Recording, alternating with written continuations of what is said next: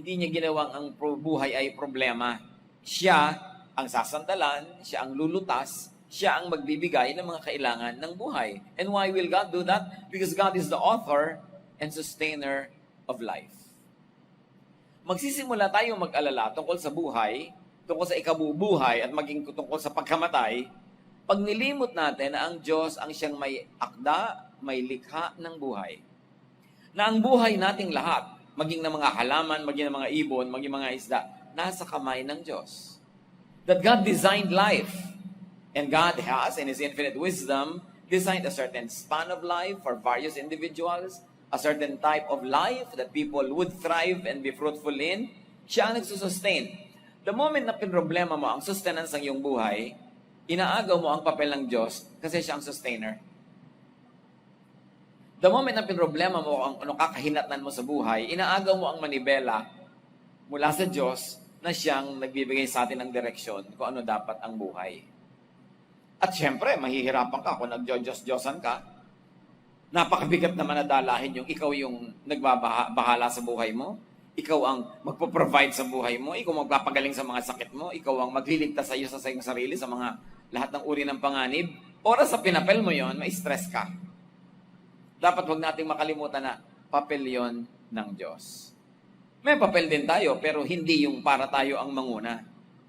God is the one who gives and takes away life. Maraming mga tao, especially pag above 40 na, nagiging very aware of death. Kaya kinakatakot niya yung kamatayan. Paano kaya ako mamamatay? Saan kaya? Aksidente kaya? Sakit ba? O ano ba? Infection? Pinoproblema nila samantalang papel ng Diyos na mag-assign kung paano ka mamamatay. Siyempre, lahat ng tao mamamatay, may paraan. It will only be another way. Kahit alagaan mo ng alagaan yung puso mo, you will die of other causes. Kahit alagaan mo yung skin mo, diet mo, there is another way that you will die. Alam ka namang hindi ka mamatay, hindi ka to die is gain. Hindi ka bumalik sa Panginoon na nagbigay sa iyo ng buhay. So it is useless to worry about these things. At nakita nyo naman ang tao, kung minsan, naghihingalo na, tapos 9 na buwan na pala naghihingalo. Yung isang taong ang lusog-lusog all these months, biglang siya ang na-heart attack, namatay bigla. Paano malalaman kung sino? Huwag mo nalang isipin, kasi nasa Diyos yun. Ang mahalaga, asikasuhin mong mabuhay, at pag binawian ka na ng buhay, edi bawian, period. Pero hindi ka pa binabawian, iniisip mo na araw-araw, linggo-linggo, buwan-buwan, ilang libong beses kang parang nabawian ng buhay. Samantala yung actual na pagbawi, minsan lang. Ilang minuto, pag pinagdugtong-dugtong, ilang oras, yung pag-aalala mo tungkol sa yung kamatayan, samantalang ang tunay na kamatayan na less than 1 second, yung, sa'yo ang piano anak, patay. Di ba? Sandali lang mamatay. Pero pag lagi mong iniisip, araw-araw kung paano, humahaba tuloy, napa-fast forward, hindi pa naman dapat. It is useless to worry about something not in your hands. Something beyond your control. Yan hindi na iniisip pa. Yung iba ayaw pa mag-abroad, baka daw abutan abroad. Mano naman kaabutan ka abroad? Diba? Problema na ng mga naiwan nyo kung paano ka babawiin. Baka daw yung iba, paano, etc., etc. Ayaw mo matulog ng walang makeup dahil baka mamatay sa pagkakatulog. Kung naliligo ka, doon ka inabutan, di wala ka rin makeup. Hayaan mo na yun. Huwag mo nalang iniisip. Nasa kamay yun ng Diyos. Trust God. And trust life and its details to God. Siyempre, trust means to rely on and believe in God's goodwill for you. Na ang plano ng Diyos para sa iyo ay maganda, hindi pangit. Plans to prosper you, not to harm you, to give you hope in the future. So trust to abide by God's ways. Ang pagtitiwala sa Diyos, hindi ibig sabihin wala ka nang gagawin, Diyos na lang lahat ang gagawa. So kung nagtitiwala ka sa Diyos, nagtitiwala ka sa kakauwian, nakakahantungan, magiging bunga ng lahat ng nangyayari. Pero, sa pang-araw-araw na gawa, kilos, ang ibig sabihin ng trust in God is that you will consciously do practical things that are good for you and for others. Para yung ginagawa mo araw-araw na practical na magandang bagay, ang kakauwian niya, yung magandang ending na gusto ng Diyos para sa'yo, o yung magandang bunga. Trust is active. It's not passive. Trust means you will do things God's way and you will entrust to God the result. the fruit. Magtatanim ka ayon sa pagtuturo ng Diyos. Hukayin mo ang lupa, palambutin mo, medyo mabasain, lagyan mo ng seed, alagaan mo, bakuran mo ng konti, diligan mo lagi. Magtatanim ka ayon sa utos ng Diyos. Kikilos ka ayon sa alam mong dapat mong gawin. Yun ang trust. At ano pa yung kakambal na trust? Hindi mo aalalahanin kung paano tutubo yung ugat, paano lalabas yung mga dahon, paano lalabas yung bunga. Problema yun ng Diyos. Yun ang trust. Trust in God means partnership. You will do what is practical and good, then you will entrust to God the result. Mag-aaral ka na mag-aaral, may exam ka kasi, yun ang trust sa God. Kasi ang sabi sa Bible, study. Do what is practical. Yun ang trust. Hindi yung, di ka na mag-aaral because you trust God. To trust God means to trust in His ways, in His methods. And you will do your life according to those ways and methods that God wants. That's why it is important to know God, God's Word, God's will, so that you can exercise that trust in your practical daily living. Trust yun. So, nagtatiwala ka sa Diyos, magre-review ka kasi may board. Exams. Pero yung magiging result ng exams na yun, hindi mo na yun pinoproblema. Yun na ang side ng God. Pinipili mo kung sino mapapangasawa mo according to God's way. May mga paraan naman para piliin yan according to God's way. Kung sino ang pinakamainam na will ng God for you. Pero matapos mong gawin yung decision mo based on things that you have done well, your research, your observation, which is God's way, ang magiging bunga na ngayon, ang magiging marriage mo, ipinagtitiwala mo na sa Diyos. Partnership yung trust. At yun ang tinuturo ni Jesus, trust God. Because God is the author of your life. God knows you more than you know yourself. God knows the future. You don't. So why are you worrying about something you don't know and cannot know anyway? Kaya maraming negosyo yung mga horoscope, mga manghuhula, dahil it feeds on people's fear, people's interest in what cannot be known. Matthew 6:27-30. Can worry make you live longer? Why worry about clothes?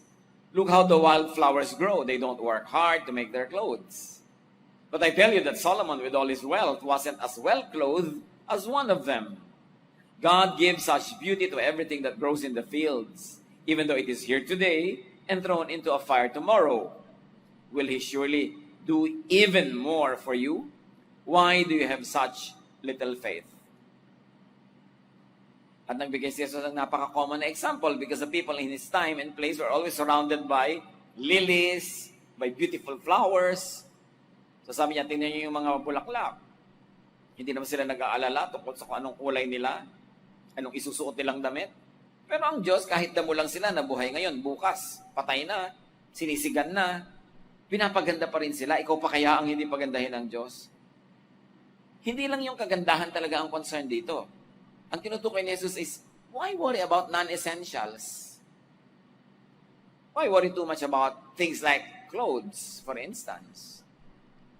Why worry too much about things that are not really directly related to your life and to your well-being? Ang pinapakita dito ng Panginoon, mga kapatid, marami tayong iniisip na hindi naman dapat pinag-iisip masyado. Maraming inaalala na hindi naman masyadong mahalaga. One time, I was having a meal with a family of some means. Siguro may bago silang kasambahay, ibinaba yung tasa ng aking kape sa maling side. Siyempre, ang kape, kanan ba, kaliwa, ang tinidor, ganito ba, ganyan, saan ilalagay?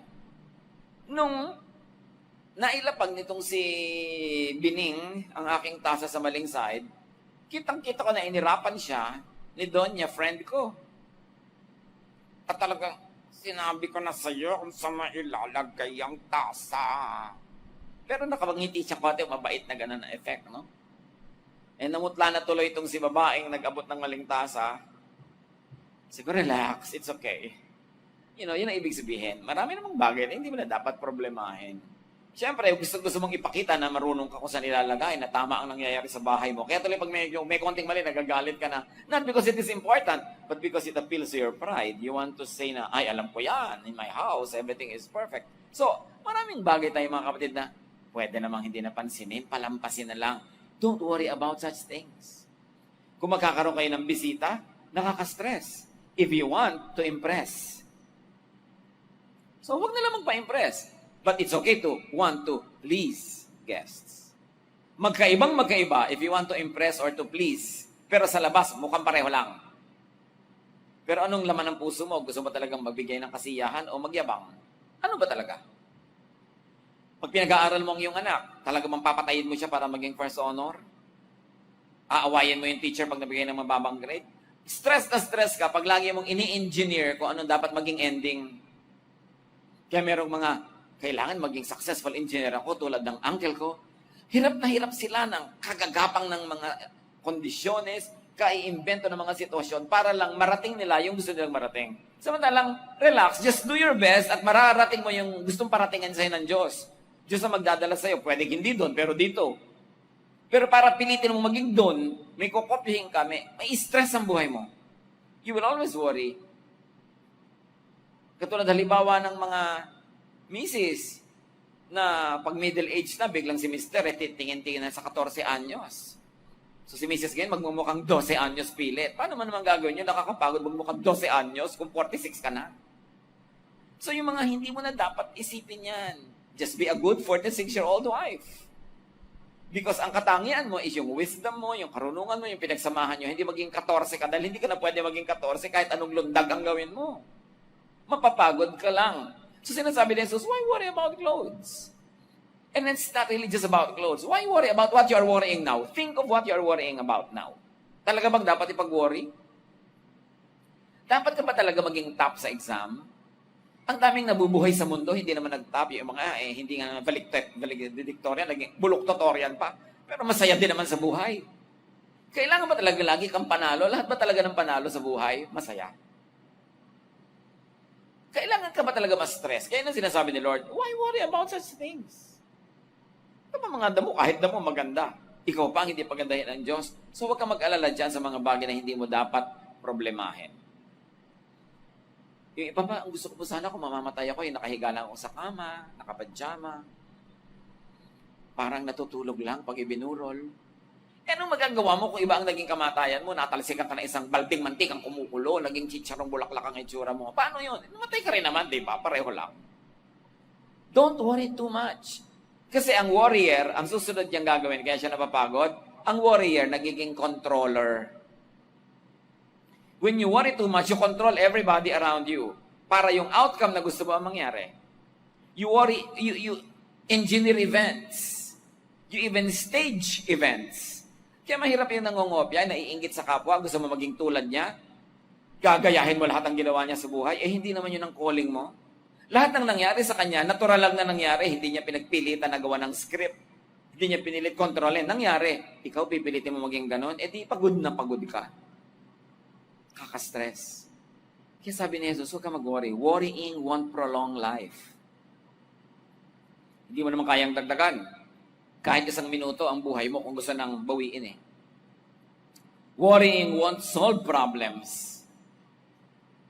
Iba yung problem solving sa worrying about problems. You may think of your problems, that's fine.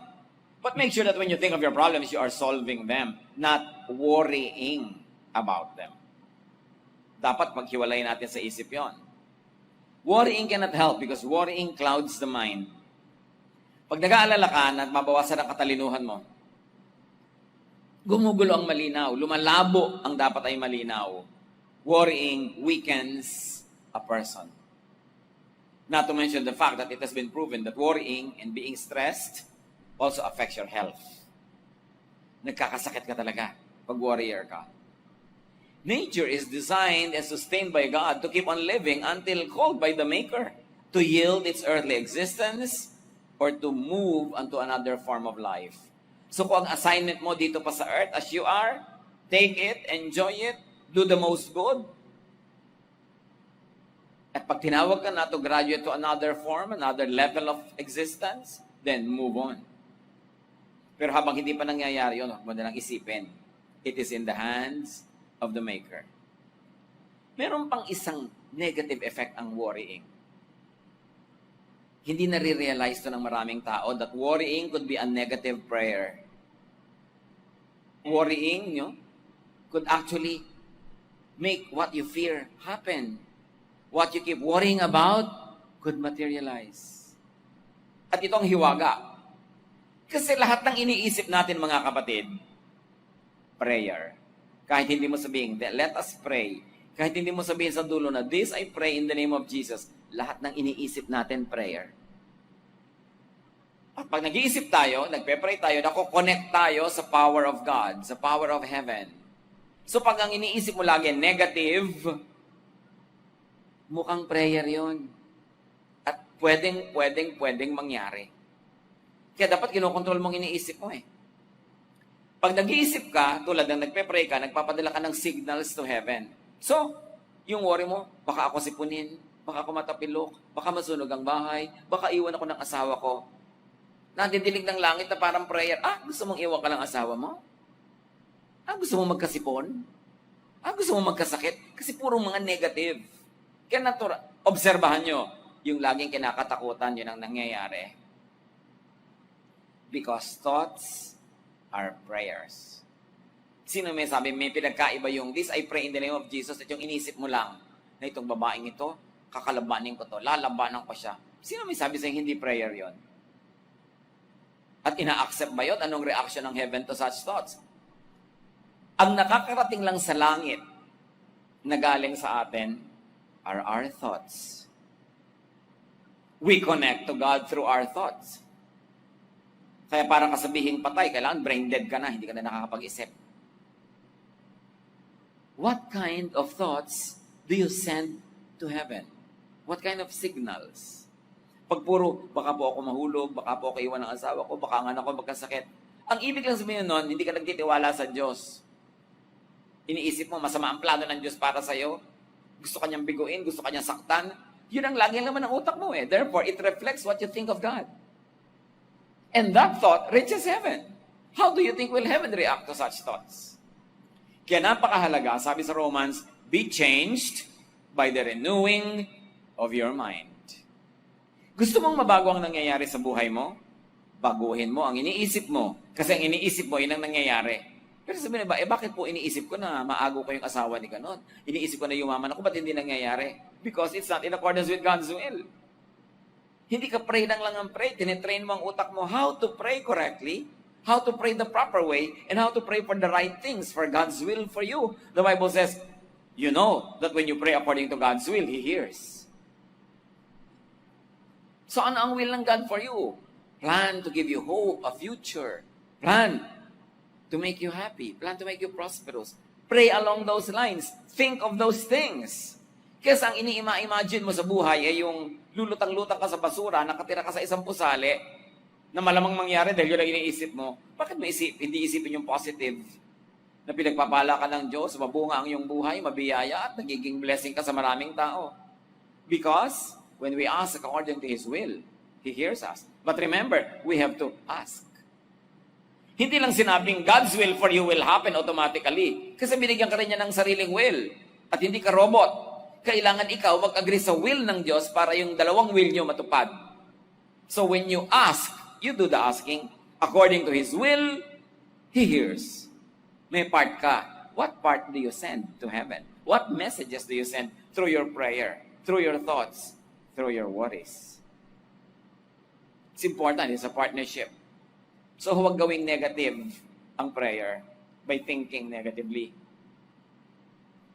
Hindi pa yan sobrang naarok ng tao. Narating na ang buwan, pinupuntahan na ang Mars, nasisisid na ang pinakamalalalim na bahagi ng dagat, pero hindi pa naaarok ang laman at kapangyarihan ng isip ng tao na ibinigay ng Diyos. Yung kapangyarihan ng isip. At ang prayer ay pag-iisip. Kaya makapangyarihan ang prayer. Change the way you think. To a godly way, to a positive way, to a beautiful, powerful way. And your life will change. Be changed by the renewing of your mind. And one of the greatest changes that we can make is to stop worrying. It doesn't mean stop solving problems. Magkaiba yung solving at iba yung worrying. Sa solving, may ginagawa kang practical, tama, at productive and fruitful. Yung worrying, wala. Basta puro lang lalangoy-langoy ka sa thoughts, sa negative, nakakatakot, nakakapag-alala. Matthew 6:31-33, Don't worry and ask yourselves, will we have anything to eat? Will we have anything to drink? Will we have any clothes to wear? Only people who don't know God are always worrying about such things. Your Father in heaven knows that you need all of this. But more than anything else, put God's work first and do what He wants. Then the other things will be yours as well. Magpe-pray ka, Lord, ang nanay ko po nasa ospital. I know, sabi sa'yo ng Diyos, Lord, kailangan po ng pangmatrikula ng anak ko. Alam ko, di ko ba alam yon? Lord, bukas po magbabiyahe ang asawa ko, sasakay sa aeroplano. Alam ko. Do not pray to inform God. Kayo ba, nararanasan nyo kayo sa sinasabihan kayo ng kapwa ng napakasimpleng bagay, tapos minsan napipikong ka na, sabihin, alam ko. Alam ko. Bakit di ko ba alam yan? Mga sinasabi mo, Lord, may sakit po ako. Alam ko. Isang linggo ka na nga may sakit eh. Lord, ako may sunog po sa bandang yan. Alam ko. So ano ba talagang gusto mo ipag-pray? Why are you telling me something I already know? Sabi niya, don't worry. Don't ask crazy questions. Don't ask questions that don't really matter. Sabi niya, only people who don't know God worry and ask about these things. Do you know your God? Yes. Therefore, alam mo, dapat na alam ng Diyos ang kalagayan mo. Ba't ini-inform mo pa? Sabi niya, itong gawin nyo. Intindihin nyo na alam ng Diyos ang kalagayan nyo. Alam niya ang mga kailangan nyo. No? Alam niya bago ka pabanalangin. Ang atupagin ninyo, sabi sa verse 33, put God's work first and do what He wants. Sabi ng ibang version, seek ye first the kingdom of God and all these things will be added to you. So, imbes sabihin mo sa Diyos yung kailangan mo, imbes humingi ka ng humingi, ang atupagin mo is to do what pleases God. That will be your very, very positive, proactive prayer. Worrying means lack of knowledge of God. It means lack of faith in God. And telling God what you need is repetitious, redundant, and fruitless. So, kailangan kilala mo Diyos. More knowledge of God means less worry. Na ang tunay na malalim na kahulugan is more spirituality and less materialism means less worry. The more you know God, the more spiritual you are, the less materialistic you will be, the less you will worry about these materialistic things. Because 99% ng iniilala natin ay material in nature. Pera, physical health, bahay, kotse, panghulog dito, puro physical. Sabi, kaya kayo lagi nag-aalala, ang inaatupag nyo lang physical, hindi nyo atupagin yung spiritual. Kasi kung kayo busy sa spiritual growth, busy sa spiritual feeding, busy sa spiritual service, busy sa spiritual growth, walang space matitira sa pag-aalala. But because you are not busy with spiritual things, the devil finds you idle and gives you some worrying to do about material things. In the absence of great things, small things become big. So pag walang great and big thing ang iyong buhay na may kinalaman sa Diyos, paglilingkod sa Diyos, misyon, kawang-gawa, paggawa ng mabuti, which is big in the eyes of God, pag wala kang ganong big, kahit maliit na bagay, nagiging big kasi walang big eh. Kaya mali lang ang lagay ng tasa, magagalit ka. Sobra lang medyo nasunog ang prito, nag-aaway na ang mag-asawa. Nakalimutan lang na naka-on ang electric fan, pag-aawayan. Tumapo ng konti ang tubig, naligwak ang kape, may awayan. Why? The size of a man's heart and brain is determined by the size of the thing that makes him angry or worry. Kung nag-aalala ka tungkol sa napakaliit na bagay, ibig sabihin, walang malaking bagay ang buhay mo. Walang misyon. Walang great tasks to do. Kaya pati maliliit na bagay, pinalalaki na lang para magmukhang may malaki sa buhay. So what is the antidote to worry? Know God as much as possible. Keep knowing God. Change from glory to glory. Then you will know na may bagay na malaki at may bagay na maliit. Sabi ni Jesus, you hypocrites, you swallow a camel but you strain out a gnat. Kahit buong kamelyo, nalululon nyo. Pero maliit na insekto, di nyo malulon. Mali ang concept nyo of what is important and what's not, what's big and what's small. At sabi niya, seek first His kingdom and His righteousness. Prioritize God's work. Prioritize God's kingdom and spirituality. Do what God wants. And when you do that, you will not worry, or you will worry so much less, because there's no more space in your heart for such things that come from the devil. Fill your heart with the works of God, and you will have no space for the works of the devil. And worrying is not God's work, it is the work of the devil. Do what God wants.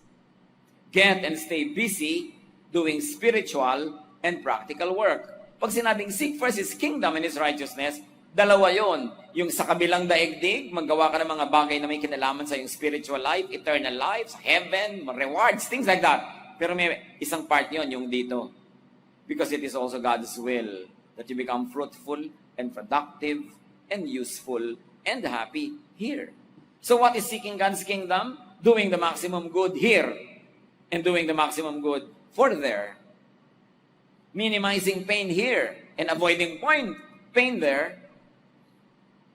Have the maximum happiness that you can have here and there. Yung iba kasi pag iniisip nila spiritual, God's kingdom, puro sa kabila ng mga ulap, sa mga langit-langit, sa kabilang buhay. Kinakalimutan nila na ang buhay dito, ibigay yan ng Diyos. Kung ayaw ng Diyos na nandito kayo, di dapat tinanggal na kayo dito. Nandito pa tayo kasi gusto pa ng Diyos. Therefore, dapat ding mangyari dito, this side of eternity, yung will of God for you. Hindi ka tinawag ng Diyos para magutom, para maghirap, para magdusa lang. Tinawag niya para magkaroon ng life. Sabi ni Lord sa John 10:10, I came that you might have life and have it abundantly, have it to the full. Life here and life there in eternity. So you don't have to put on hold and freeze your life here, all for the sake of your life in eternity. Nandito ka pa. And even when the Lord was here on earth, sabi niya, huwag kayong mag-fast, nandito pa ako magsaya tayo. Saka na lang kayo mag-fast pag wala na ako dito. So pinahalagahan din ni Lord yung buhay niya dito sa lupa. Di lalo naman tayo dapat dahil lupa naman talaga tayo. Prioritize that and you will have less energy for worry. Leave no space for the devil. Leave no space for worry. Sabi sa Bible, give the devil no foothold. Huwag niyong hayaang may tungtungan, may kapitan. Dahil pag nangyari yon, hindi na siya aalis.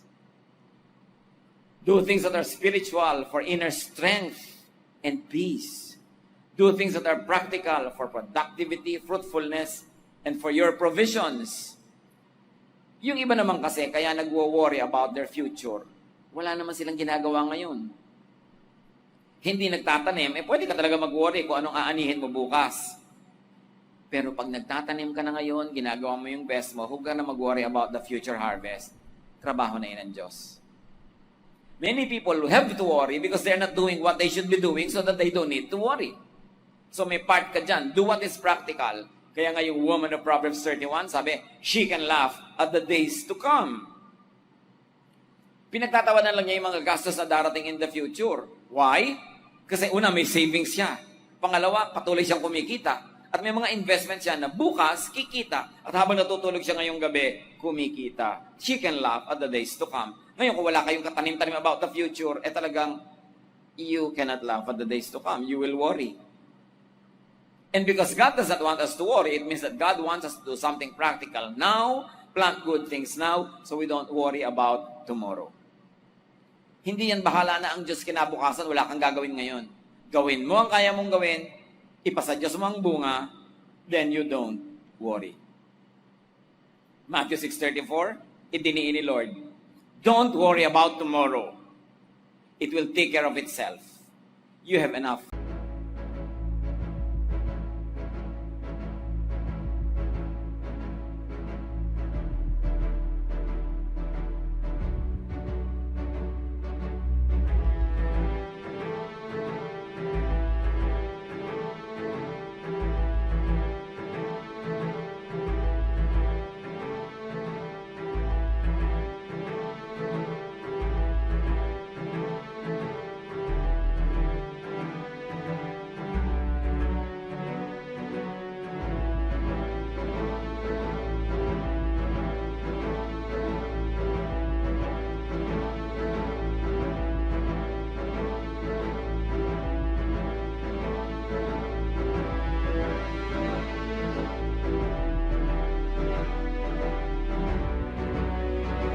To worry about today. So, isort out yung mga kapatid, ang mga worries nyo ba tungkol bukas? pang-enroll sa June, well, kung may sinave ka, may itinanim ka, may investment ka, pwede ka matulog ng mapayapa dahil may inaasahan ka. Ngayon, wala kang ginawa kahit ano, talagang medyo mag-worry-worry ka na dyan. Wala ka palang ginawa. Meanwhile, pwede ka pa rin sobrang bigyan ng Diyos ng kabaitan na magkaroon pa rin. Pero, hindi katulad nung may itinanim ka kasi ang utos si Lord at sabi niya, if you plant, you will harvest. So, kailangan magtanim ka. Kabutihan, kagandahang loob, investment, savings. Worry natin about the future. Paano tayo mamamatay? Ano magiging sakit natin? Magiging mahusay bang ating manugang? Aalagaan ba tayo ng mga anak natin pagtanda natin? Ang layo pa nun, sabi ni Jesus, huwag niyong isipin yan. Malay mo naman, mamaya mamatay ka na. Huwag naman muna sana, pero malay mo. So bakit inaalala mo yung ang layo-layo? Sayang ang pagod mo. Live one day at a time. Most worries are about the future. A day well lived is a good foundation for the next day. You want that you don't worry about tomorrow? Live well today. Yun lang. Plant a little, harvest a little, eat a little, enjoy a little, help people a little, and that will be a good foundation for your tomorrow. Mamumunga yun lahat bukas. So, alagaan mo yung bukas ngayon. Hindi yung ngayon pa lang, iniisip mo yung paano yung bukas na hindi mo pa naman nararating. Just live well today. Work enough. Plant enough. Enjoy enough. At kung bawian tayo ng buhay, hindi na tayo abutan ng bukas, wala tayong panghihinayangan because we lived well today. We don't know what our last day and when it will be. Nobody knows that. Kaya sabi ni Lord, don't worry about tomorrow. You don't even know what the day may bring forth. Ang pangako ni Lord na grasya, na sapat, grasya para sa mga needs today. Pero pag yung grasya niya today, hinati mo for today and for tomorrow's needs, dahil inaalala mo yung tomorrow, kalahati lang yung enjoyment mo ngayon, kulang yung grasya. At kinabukasan na naman, kalahati na naman yung enjoy mo dahil iniisip mo na naman yung bukas. When you worry about tomorrow, you are depriving of yourself of joy today. Live today. For today. Do the most good. Minimize pain. Maximize happiness. Whether or not you have a long or a short earthly life won't matter because you should not count your life in years. But you should count the life in your years. Not the years in your life. Kahit mahaba ang buhay, kung walang katuturan, wala rin. Pero kahit maiksi, kung punong-puno ng buhay, even 10, 20, 30 years. Could be 3 lifetimes of other people who don't do anything. So sabi niya, live for today. Mga kapatid, pag-isipan natin, ano po ang mga inaalala nyo lagi? Sabi niya, come to me all of you who are tired and heavy laden, I'll give you rest. Ibaba nyo yung mga binubuhat nyo, kaya kayo nabibigatan. Naikwento ko na sa inyo yung merong isang mama na may pick-up, nagda-drive siya sa isang farm road, ninadaanan siyang lalaki may buhat na ang bigat-bigat. Naawa siya. So hinintuan niya. Sabi niya, kawawa ka naman ang bigat ng buhat mo. Sumakay ka na dyan sa likod ng pick-up. Bababa kita doon sa malapit na sa pupuntahan mo. Hindi sumakay naman yung lalaki. Drive na ngayon itong si may-ari ng pick-up. Nung makita niya sa rearview mirror, alam niyo ginagawa nung nakasakay sa likod? Buhat pa rin niya yung dala niya. Kahit nakasakay na siya sa pick-up. Ganon ang maraming tao. May Diyos na, binubuhat pa rin yung burden na ipinapabitaw ng Diyos. Sabi niya, akong bahala dyan. Huwag mong isipin, sumakay ka dyan, enjoy the ride. Pero warrior, ayaw ibigay sa Diyos. Ay, baka nyo pabayaan, baka hindi walang mangyari, baka ako na lang, they worry. Sabi ni Lord, come to me all of you who are tired. You are heavy laden, I'll give you rest. Take my yoke upon you. My yoke is easy, my burden is light. I love you, and I like you to have a life that is meaningful and enjoyable. But worry will rob you of all of that. Where is the battle? Sabi sa Bible, our battle is not against flesh and blood, but against principalities, against powers in the air. And if you really like to understand it, our battle is in the mind. Ang tunay na bakbakan nangyayari sa isip. Magiging positive o negative thinker ka ba? Magiging trusting or worrying ka ba? Magiging mainggitin ka ba o appreciative? Ang buong buhay mo, ang shape ng buhay mo, at pupuntahan ng pang-araw-araw na buhay mo is determined by the way you think. Kung selosa ka, inggitera, you will be miserable. Pagka mapagduda ka, wala kang pagtitiwalaan. Pag mapandaya ka, gusto mo maging mapanglamang, you will be easily swayed by the devil. Your life is determined by the way you think. And when you think, you are praying. That's why your thoughts create your life. Your thoughts shape your life. Walang magagawa ang outsider na tao sa'yo, hindi niya kayang pasukin yung utak mo, ikaw lang pwedeng pumasok doon. At ikaw lang ang pwedeng magbago nun pag pinayagan mo ang Diyos na maging kapartner mo in changing the way you think. Stop worrying. It drains your energy. It expresses distrust in God. It makes you miserable.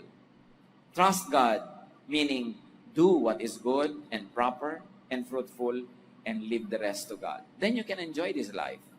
You don't know what the future holds, but you know who holds the future. The future is in the hand of Him who stilled the water, who died for you on the cross, and who now lives making intercession for you at the right hand of God in heaven. Trust Jesus. Enjoy life more.